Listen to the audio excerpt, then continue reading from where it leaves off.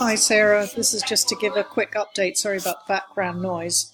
So I've added the entries in there and the competitions, and it's just a case of reordering them. So I've tried to put the intros and the Rahinagun ones on the right hand side.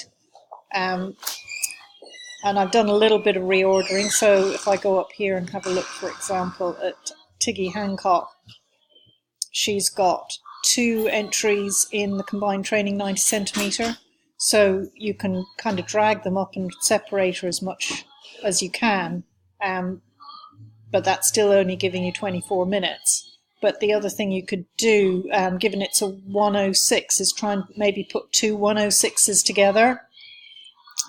Just looking down here, there's a 106, so I could drag that down here, and now we've got, sorry, click on her again. So now we've got 2 106s, and I could put her down there. 36 minutes. Maybe you want to do more. You might decide to put that in the middle. You know, you can just fiddle around with them, or you can put her back in that class there. So it's